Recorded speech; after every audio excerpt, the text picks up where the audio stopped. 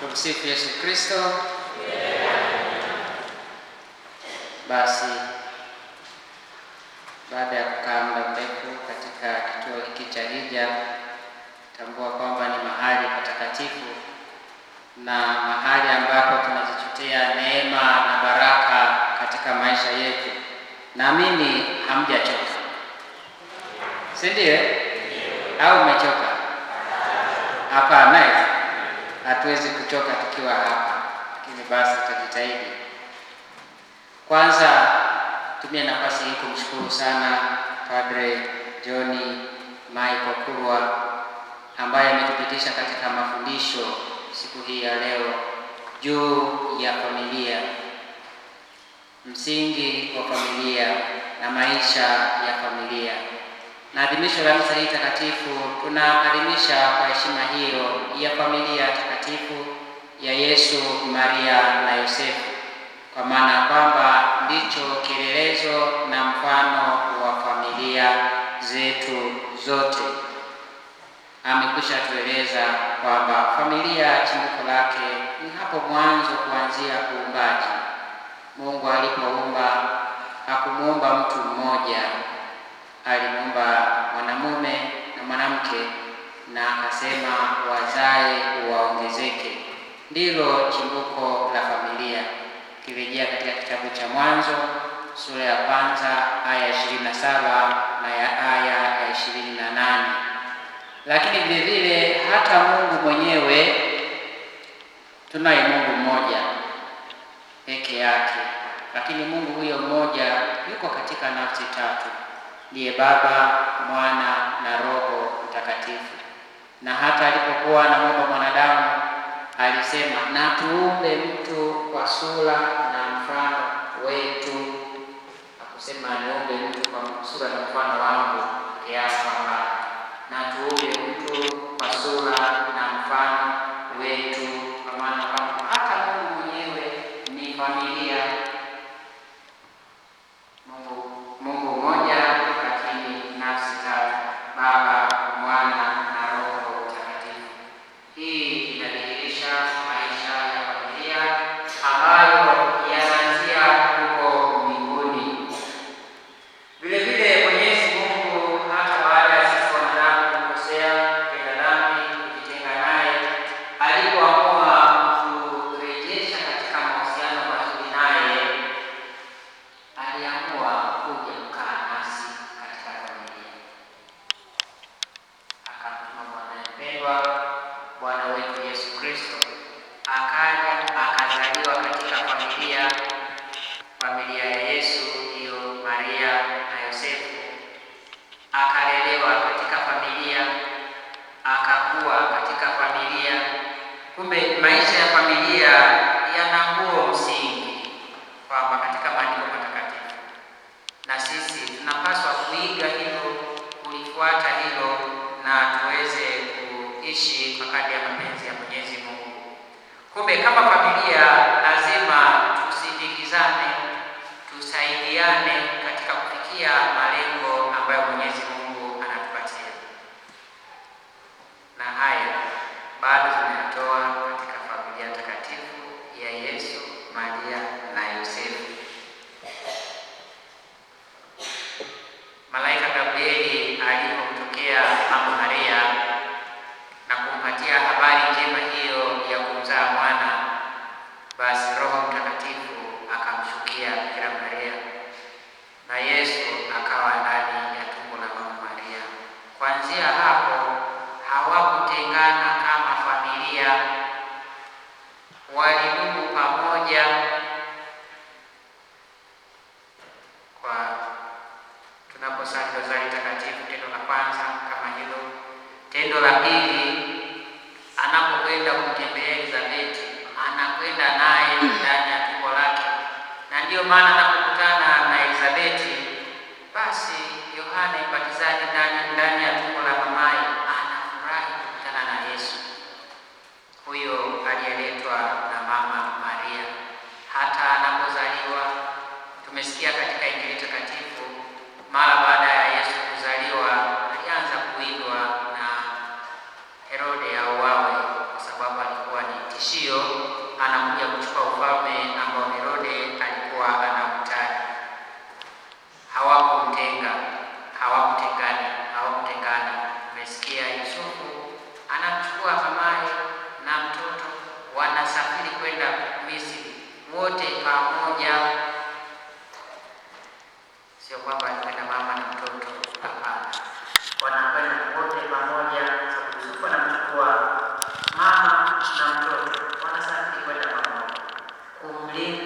huyo mtoto Yesu dhidi ya maadui.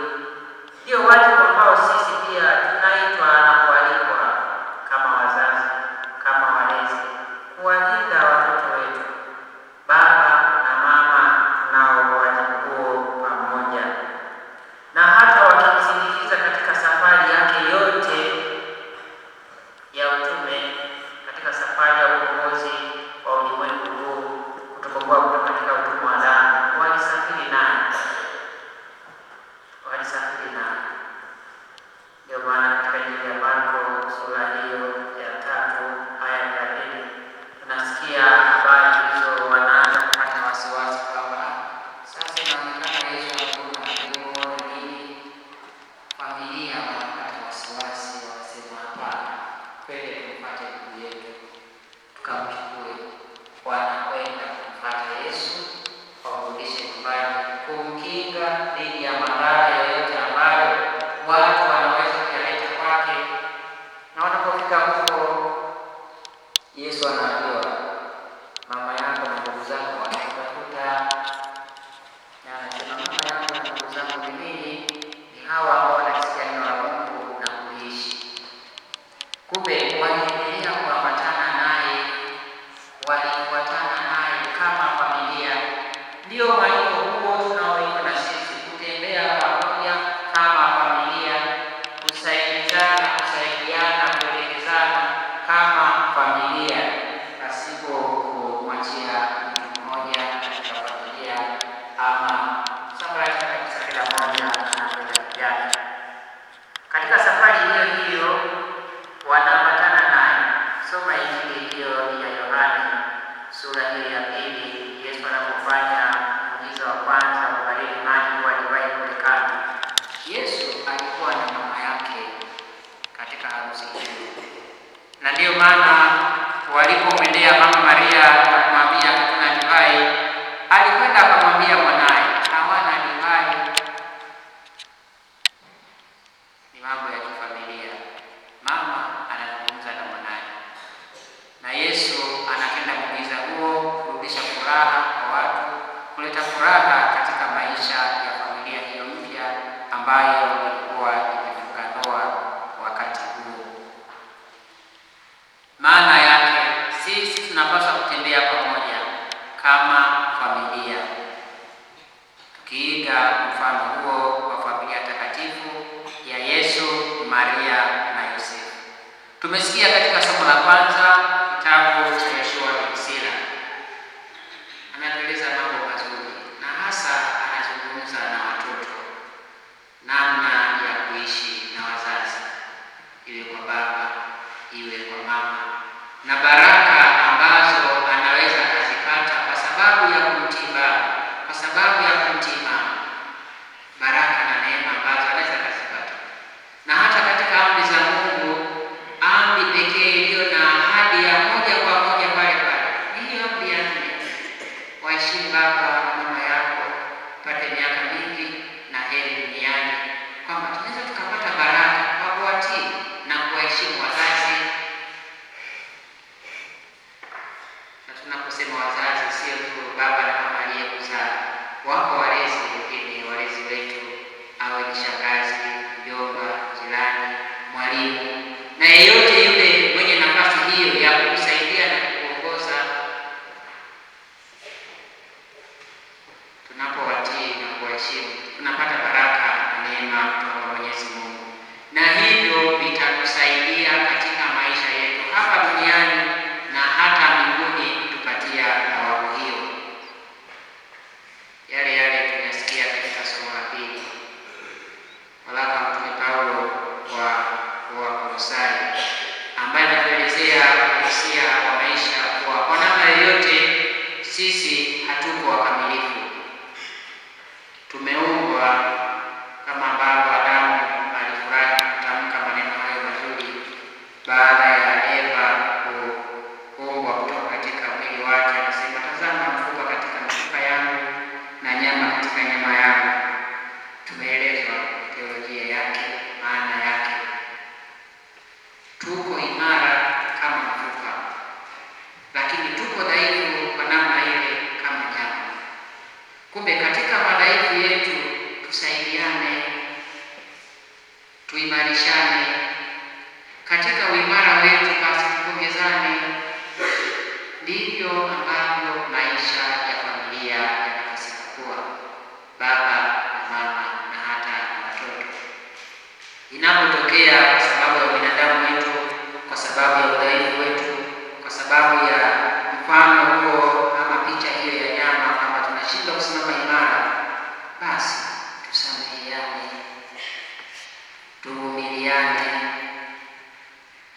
tuvumiliane kwa upole, tena kwa unyenyekevu, tuwe watu wa shukrani, tuwe watu wenye rehema, tuwe watu wenye upendo. Hayo yanaimarisha familia. Baada ya kutendewa jambo jema, kusema asante linaimarisha familia, linaimarisha mahusiano ya kidugu. Ninapotenda kosa, kusema samahani ni wajibu wa kila mmoja. Kuna kakibonzo kamoja kalikuwa kanatembea huko mtandaoni, nikaona siku moja jinsi ambavyo sijui ni kweli au walikuwa wanaanzisha eti kuna uhalisia kwamba mwanamke kusema samahani ni ngumu sana kwa mume wake, na kuna mwingine anasema wanaume ndio wagumu kusema samahani kwa mke wake, na baadaye ya kusema samahani yeye anaenda huko akienda ndio na kitenge na mtu gani kitenge anaisha yaisha. Basi katika kibonzo walikuwa wanaeleza kwamba mwanaume anapomkosea mke wake anasema mke wangu nisamehe, hapa nimekosea. Basi mama anakuwa ni ngumu kupokea msamaha huo, lakini kama alivyo ngumu kupokea msamaha kutoka kwa mumewe, yeye pia ni ngumu kusema samahani kwa mume wake, kiasi kwamba hata akiandikiwa maneno soma hapo yameandikwa hili nasemaje, Biblia natamka vizuri kabisa, hili mechi, hili kanisa, hili nakupenda sana, halafu hili limeandikwa samahani, akiliangalia anasema sema samahani kabisa. Sote tunao wajibu wa kuomba msamaha kwa mwenza wako, kwa ndugu yako, kwa yeyote yule, kwa sababu umekosa. Na unaposema samahani inarudisha mahusiano tena, upendo huo. Tunafundishwa vizuri kwamba hata panapokuwa na changamoto kama hizo, hatuwezi kuziondoa kwa majadiliano ya kiakili, mijadala au midahalo mahali fulani. Kwanza baba na mama tukae tuzungumze kabla hayajatoka nje. Kwa nini wajue kwamba tumetofautiana? Kwa nini nchi wafahamu kwamba sisi hatuelewani, kwamba fulani wakishatengana kila mmoja anaishi chumba chake huko ndani? Nani anawaambia? Msamaha na maelewano hayo yanatoka ndani. Mtume Paulo anahitimisha kwa neno moja alilotaja ni ngumu, anaposema ewe mke mtii mume wako, nawe mwanaume upende mke wako. Kumbe mwanamke haruhusiwi kupenda, yeye anapaswa kutii tu, au inakuwa kwa namna gani? Kila nikisoma andiko hilo huwa nakumbuka simulizi la familia moja, walikuwa wakigombana sana baba na mama, ni kila siku ngumi. Kama ikipita siku mbili, siku ya tatu kinawaka ngumi. Basi yule mama akaenda kwa paroko kushtaki kama kwa kweli mimi na mume wangu hatuelewani, ni kila siku kupigana na kupigana, kupigana na kupigana. Kwa nini haikuwa hivyo mwanzo? Kwa nini sasa hivi?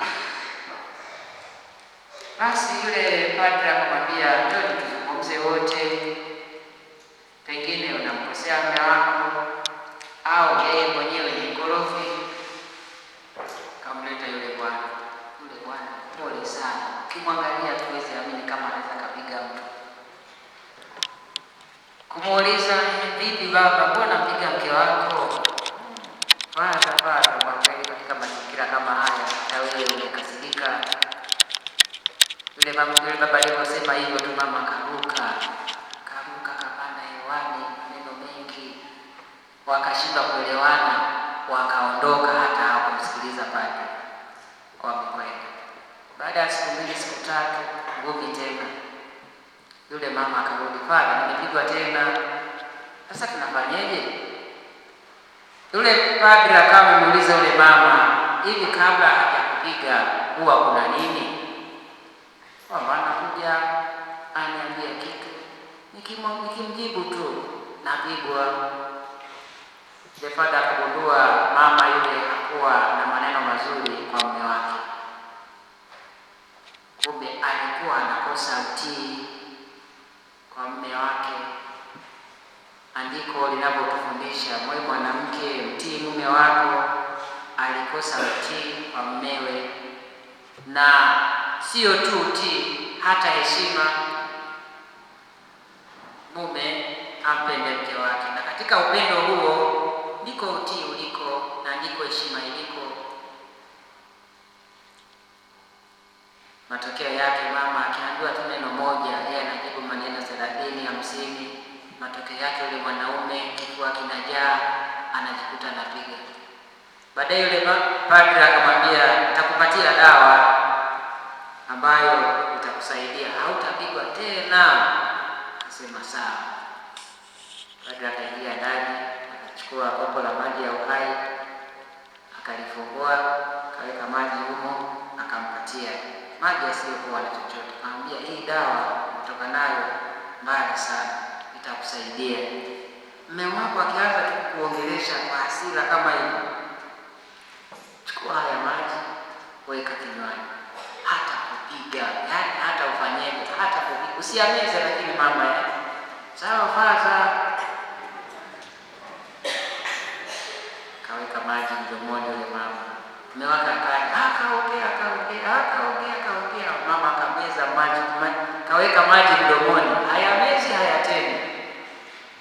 Yule baba anaongea, baada ya maneno yake kaondoka, kaenda kulala. Ikaisha siku ya kwanza, siku ya pili, wiki ya pili, maji yameisha. Mama akarudi kwa faza, dawa ile imeisha. Vipi maendeleo? Maendeleo mazuri sana.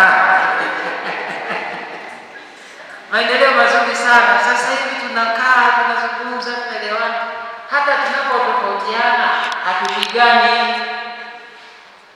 Baada akasema basi vizuri, lakini dozi inahitaji kitu patatu. Hii ya kwanza